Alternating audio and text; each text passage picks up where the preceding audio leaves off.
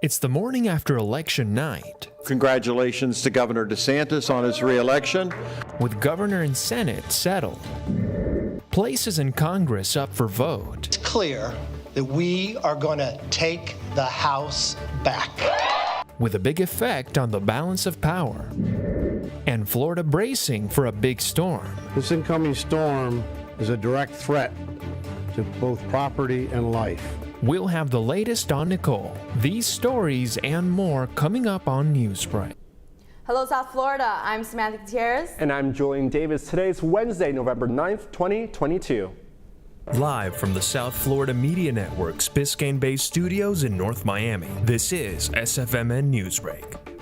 A red wave in Florida, and it begins at the top with Republican incumbent Governor Ron DeSantis winning by 20 points over Democratic challenger Charlie Crist. It continues with the race for Marco Rubio's U.S. Senate seat. Rubio hangs on to the seat by a comfortable margin, 58-42 over Democratic U.S. Congresswoman Val Demings. Here's the latest on both races. Thanks to the overwhelming support of the people of Florida, we not only won election, we have rewritten the political map. The governor defended his spot, receiving 59.5% of the votes against his opponent, Charlie Crist. Congratulations to Governor DeSantis on his re-election. That's okay. This election night has also been lucky for a different incumbent, this one celebrating in Miami. Here at the Hilton Miami Airport Blue Lagoon Ballroom, hundreds of people gathered to watch the U.S. Senate's eventful race. The most important thing is we're not just going to elect Republican senators, we're going to elect new people with fire in the belly, who know why they're running to save America. The outcome of this race strengthens the right's hold over Florida, turning this one swing state safe for Republicans. Now all the Sunshine State's attention turns to the 2024 election, with potential South Florida candidates being Donald Trump and Governor Ron DeSantis. In Florida's most closely watched congressional race, Republican Maria Elvira Salazar was trying to hang on to the House seat she flipped red 2 years ago. Salazar hung on and beat Democratic State Senator Annette Taddeo by 57% to 43%. She gets to keep her seat. The network's Lauren Wirtz has more from both of last night's watch parties. The race for Florida's 27th district has drawn a lot of attention for a congressional seat in South Florida. Voters returned U.S. Rep. Maria Elvira Salazar to office for a second term, representing Florida's 27th congressional district, handing her an overwhelming victory over State Senate Annette Taddeo.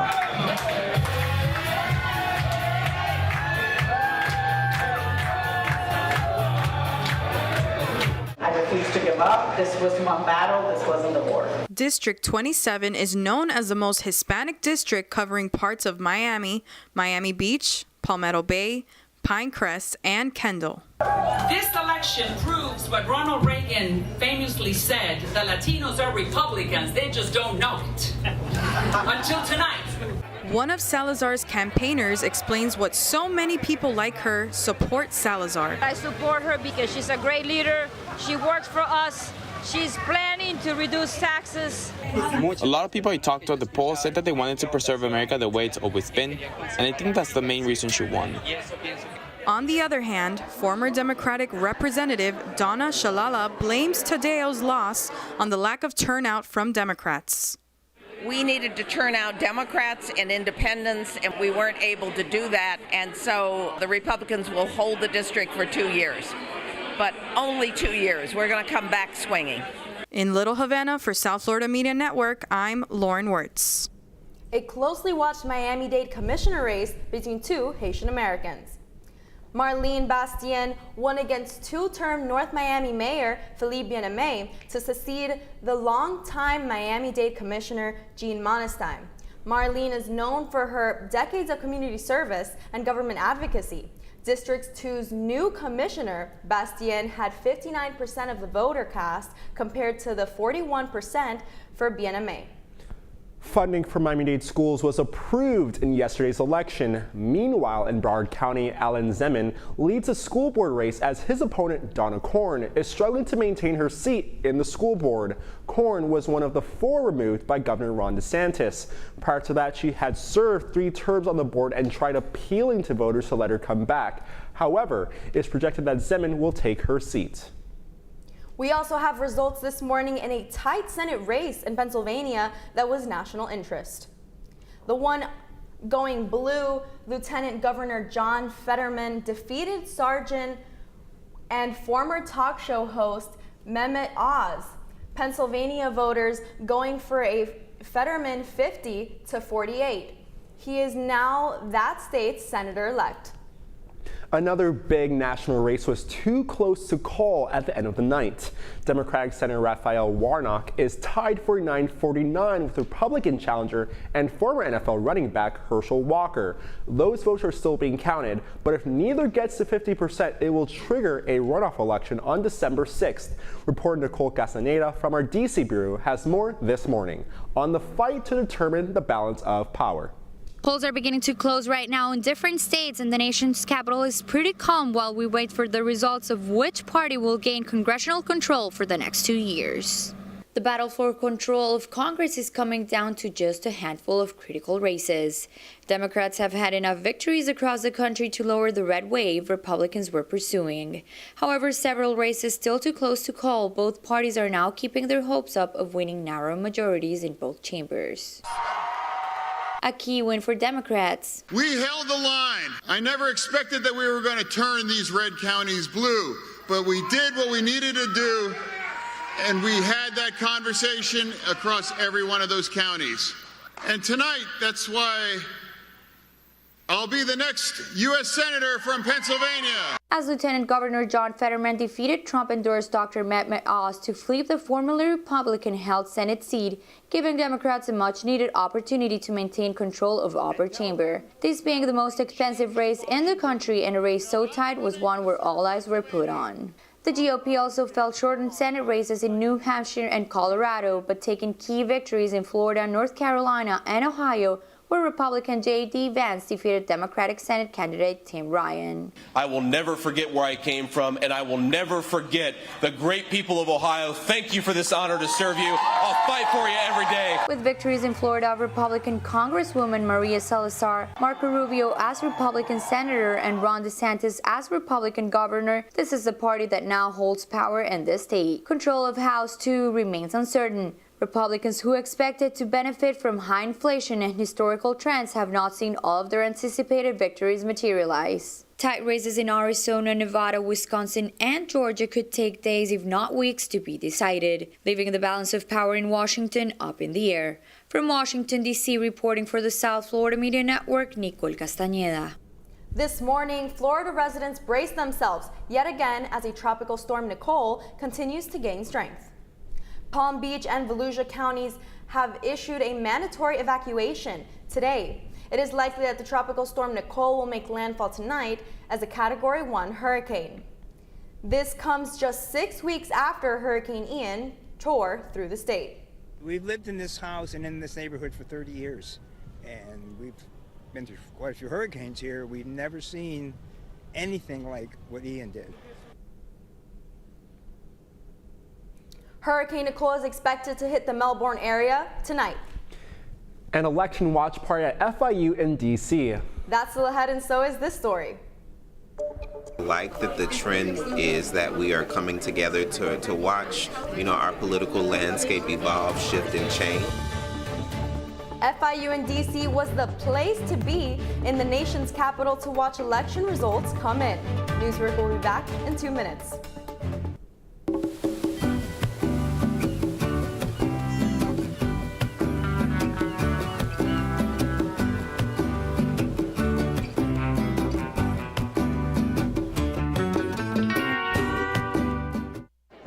The black truck?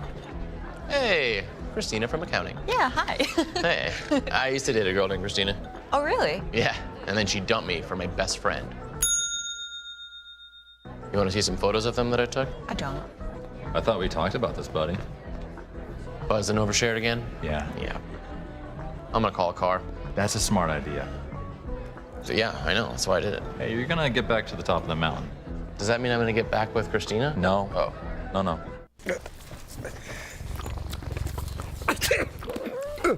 If you love me enough to tolerate my perfect little pets and all their glorious dander, then of course you'll visit nhtsa.gov/the right seat to make sure I'm in the right car seat.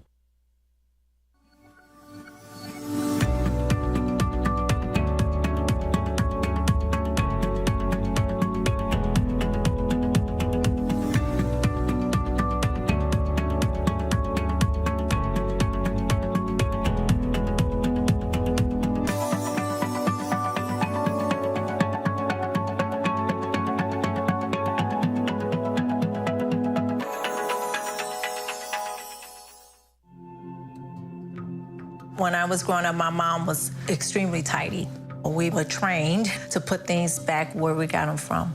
One day, when I walked into my mom's house, I felt like I walked to someone else's house. There was stuff everywhere, and just growing up the way I grew up and to see this transition was very alarming. When Sean talked to me, it was a wake-up call, and that's when I went to the doctor.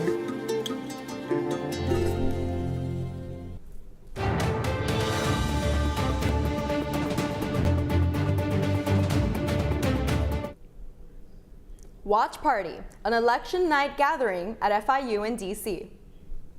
Our D.C. Bureau reporters needed to make room last night, as the network's Lydia Delgado was there. The stakes of this year's midterm election were higher than ever as analysts focused on key races that would determine the balance of power in Congress and how ballot measures turned out. After casting their ballots yesterday, several voters headed to election watch parties to await results. I like that the trend is that we are coming together to watch, our political landscape evolve, shift, and change. And so I think my hope is that this is getting more popular because people are being more communicative around this crucial and hallowed aspect of our democracy. Panelists spoke on the importance of participating in the democratic process beyond visiting the polls. People are learning that they have to get more involved in the political process and with civic engagement. So now it's not just about making sure you go vote and are you turning your ballot. Now it's about seeing and watching it as things progress. What are the key issues and the trends that come out of what voters wanted to see? Inflation is one of the most pressing issues for Florida voters. Both Republican Governor Ron DeSantis and Senator Marco Rubio, who has spoken out on the matter, won re-election. I think in Miami-Dade is looking to see whether people are single issue voters. Is it just about inflation? Is it just about immigration? Or are they thinking more from a local standpoint or a federal overall standpoint of the issues that are important to federal politics? So right now, it is inflation, it is the economy. Some races are so close that it may take several days to be finalized. I'm Lydia Delgado in Washington, D.C. for the South Florida Media Network. One lucky person in California won not only the only winning ticket in the whole country, but also the biggest winning jackpot in history. The anonymous winner still has yet to claim their $2 billion. They have until the end of the year to collect their winnings. And they weren't the only ones who won big. The owner of the shop where the ticket was bought gets $1 million just because that's where the winning ticket was sold. That is all the time we have for Newsbreak. I'm Julian Davis. I'm Samantha Gutierrez. Get more news anytime at sfmn.fiu.edu.